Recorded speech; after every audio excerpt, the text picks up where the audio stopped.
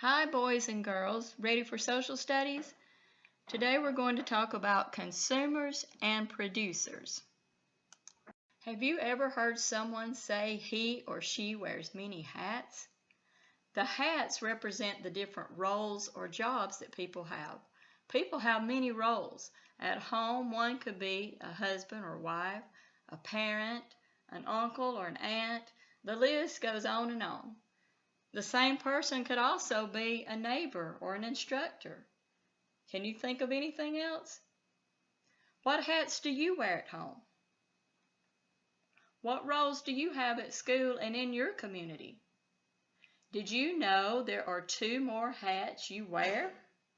You are a consumer and a producer. A producer is a person who makes goods or provides services, and a consumer is a person who buys and uses goods and services.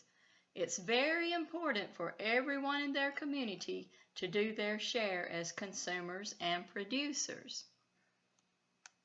Okay, let's take a look at this picture. This is a young man. He is probably somebody's brother, and he looks like a farmer. So he grows goods, so that would make him a producer. And then you have the person that drives this truck, who is a truck driver that picks up the goods from the farmer and hauls them to the processing plant, and then he hauls them from there to the store. So this truck driver, he provides services, so that makes him a producer. The people that works at this processing plant, they provide services at the processing plant, so that makes them a producer. Over here at the store, the lady that is the cashier, she is providing services to her customers, so that makes her a producer. The lady that is buying the vegetables, when you buy and use goods, that makes you a consumer. A baker makes bread for people to buy. Does this make him a producer or consumer?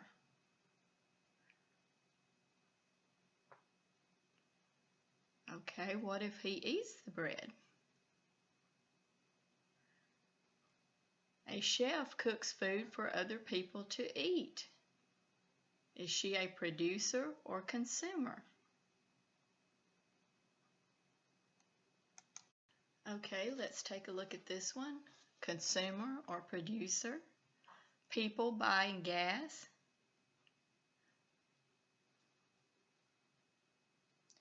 And people buying a Slurpee. Okay, turn and talk with your neighbor and discuss with them whether this is a consumer or producer. Okay, Drew, would you share with the rest of the class your answer? Does everybody agree? Okay, John, what do you think? Does anybody have a different answer than John? So everyone agrees? Good.